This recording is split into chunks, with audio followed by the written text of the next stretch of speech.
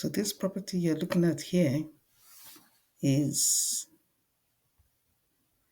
a property that I bought for 22,000 in a neighborhood where houses range from 300 to 900,000. In this video, I'm going to show you exactly how to find this kind of property and how to analyze it so that by the end of watching this, you'll be able to buy your first piece of land in the United States. Also, if you want to see how I analyzed a piece of property for one of my clients, it will be in the link in the description below, so that you can see exactly what entails to what you have to do when you're analyzing a property. So as we drive around the neighborhood, I'm going to tell you exactly what I did.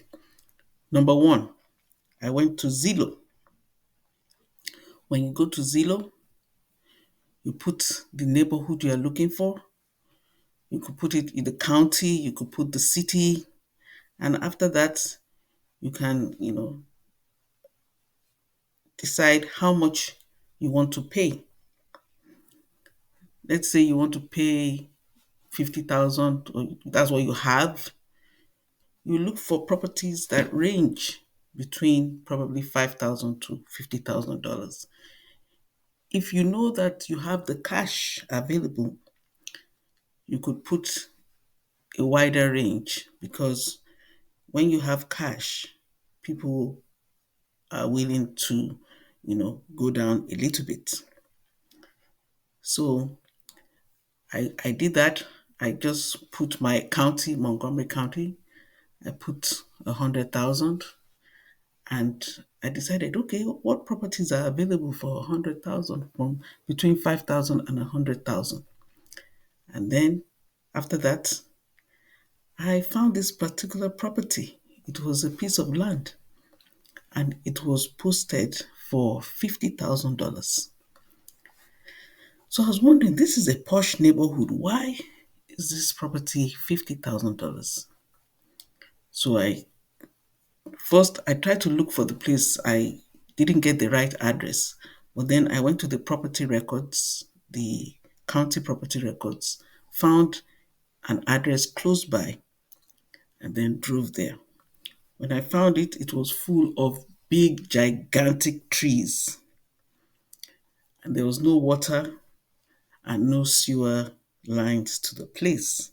So I understood that is why nobody was buying. So after I saw this, I said, okay, this is a good place. The size was 7,000 square feet, so I knew that, okay, it was buildable.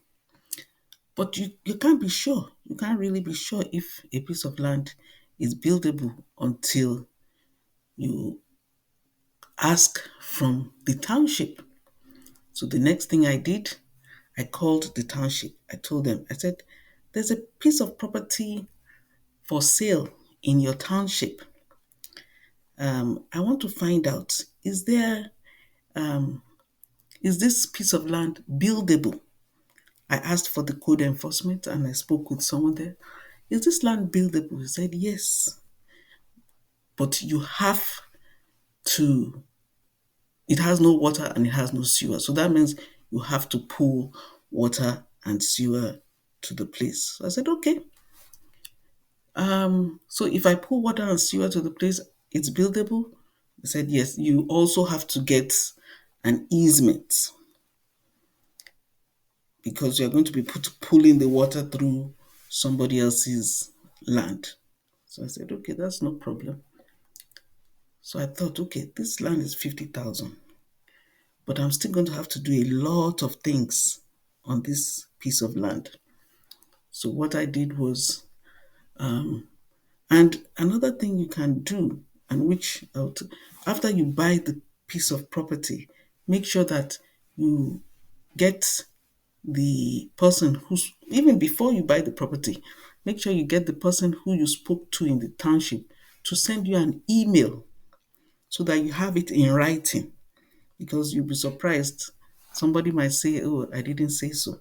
So make sure you send them an email just to confirm that, "Oh, I spoke with you, and you said if I get water and sewer to this property, um, I'll be able to build it and with an easement." And they say, "Yes, I said so." So keep that. So after I did that, I now went back to Zillow. And another thing, you also check to make sure it's still available. So when you go to Zillow, make sure you look for the actual person who listed it. Don't just click on any real estate agent. Look for the listing agent. When you get to the listing agent, you ask the listing agent. And what I did, I called the listing agent. I said, "Oh, I saw this property. Is it still for sale?" She said, "Yes." I said, "I would like to pay 20,000."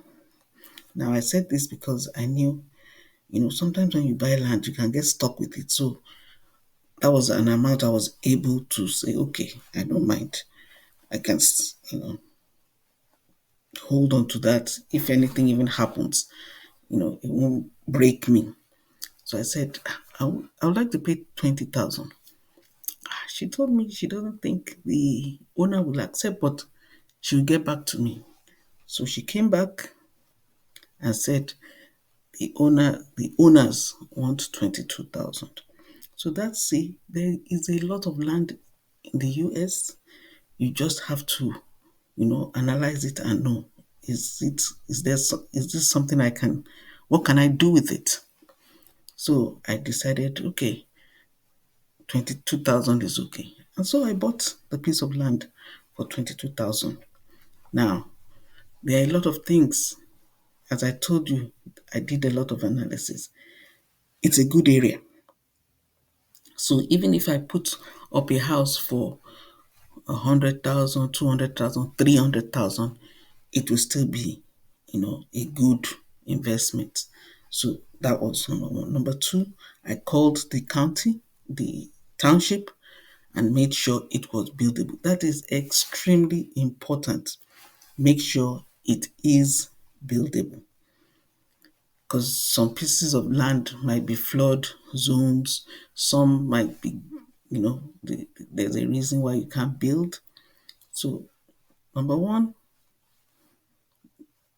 call the count. Number two, first know what you want to do with the land, then call the township, ask for their code enforcement, and you know they'll answer your questions. They are always willing to answer your questions.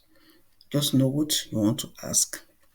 So this is how I bought this land, and hopefully we are going to start construction on it this month or next month, and we'll give you an update of the things that we have to what that we've done and we have to do. So I look forward to seeing you in the next video. Also, as I said at the beginning, I have, if you want to see how I analyzed a piece of property for my clients, there's a free gift in the description below. Bye.